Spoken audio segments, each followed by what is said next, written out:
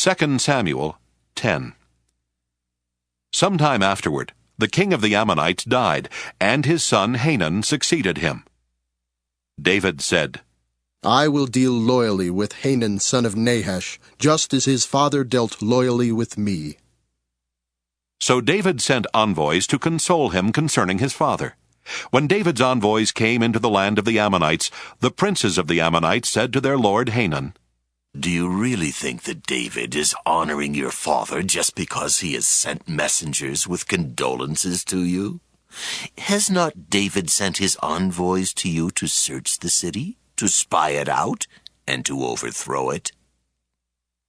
So Hanun seized David's envoys, shaved off half the beard of each, cut off their garments in the middle at their hips, and sent them away. When David was told, he sent to meet them, for the men were greatly ashamed. The king said, Remain at Jericho until your beards have grown, and then return. When the Ammonites saw that they had become odious to David, the Ammonites sent and hired the Arameans of Beth-rehob and the Arameans of Zobah, 20,000 foot soldiers, as well as the king of Maacah, 1,000 men, and the men of Tob, 12,000 men. When David heard of it, he sent Joab and all the army with the warriors. The Ammonites came out and drew up in battle array at the entrance of the gate.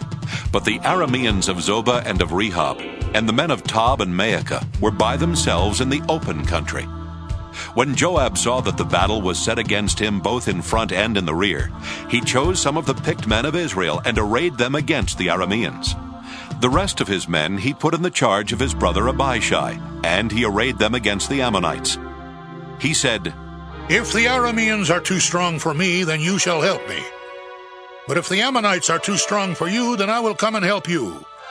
Be strong, and let us be courageous for the sake of our people, and for the cities of our God, and may the Lord do what seems good to him.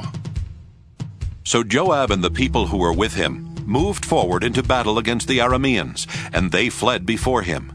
When the Ammonites saw that the Arameans fled, they likewise fled before Abishai and entered the city. Then Joab returned from fighting against the Ammonites and came to Jerusalem. But when the Arameans saw that they had been defeated by Israel, they gathered themselves together. Hadadezer sent and brought out the Arameans who were beyond the Euphrates, and they came to Helam, with Shobach the commander of the army of Hadadezer at their head.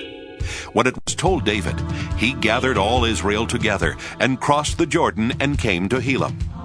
The Arameans arrayed themselves against David and fought with him. The Arameans fled before Israel, and David killed of the Arameans 700 chariot teams and 40,000 horsemen, and wounded Shobach the commander of their army, so that he died there. When all the kings who were servants of Hadadezer saw that they had been defeated by Israel, they made peace with Israel and became subject to them. So the Arameans were afraid to help the Ammonites any more.